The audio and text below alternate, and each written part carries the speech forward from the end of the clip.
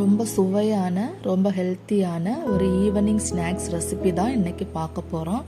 இது ரொம்ப சுவையாக இருக்கும். குழந்தைங்கள்ல இருந்து பெரியவங்க வரைக்கும் ரொம்ப விரும்பி சாப்பிடுவாங்க. வாங்க இது எப்படி செய்யலான்னு சொல்லித்தரேன்.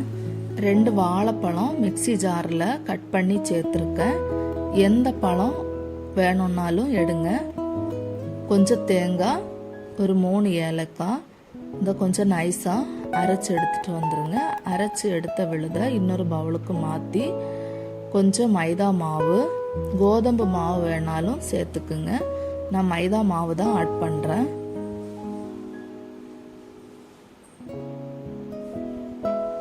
தேவையான அளவு உப்பு போட்டு நம்ம சப்பாத்தி மாவு பிசைகிற மாதிரி பிசைஞ்சு எடுத்துக்குங்க.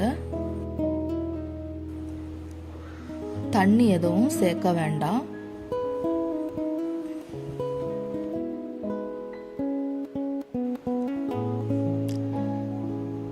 மாவை நல்லா அழுத்தி பிசைஞ்சு சப்பாத்தி மாவு பதத்துக்கு நல்லா உருட்டி எடுத்துருங்க. உருட்டி எடுத்த மாவை சின்ன சின்ன உருண்டைகளாக பிடிச்சு ஒரு தட்டுக்கு மாற்றிடலாம்.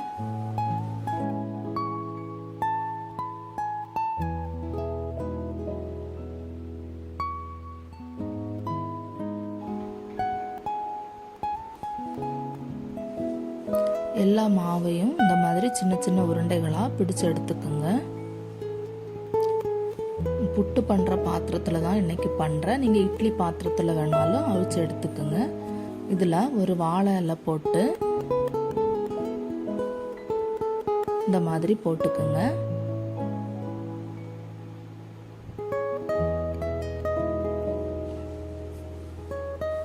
இதில் கொஞ்சம் தேங்காய், பிடிச்சு வச்சிருக்கிற உருண்டைகளா ஒன்னொன்னா சேர்த்துக்கலாம். அதுல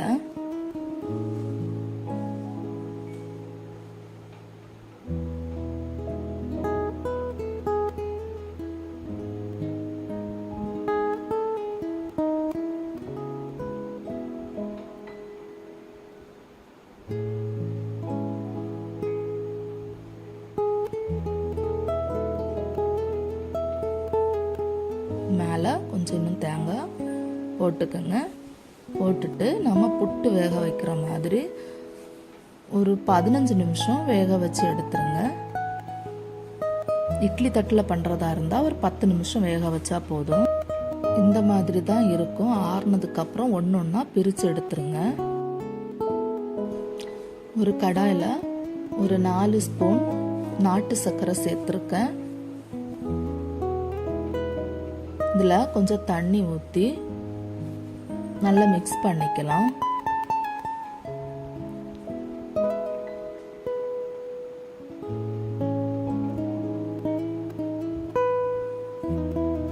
ஏற்கனவே நம்ம ஆவியில் வேக வச்ச உருண்டைகளை இதில் சேர்த்துக்கலாம்.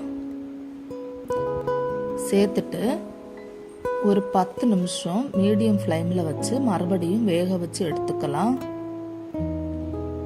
அப்போதான் அந்த சர்க்கரை எல்லாமே அந்த உருண்டைகளில் பிடிச்சு ரொம்ப சுவையாக இருக்கும்.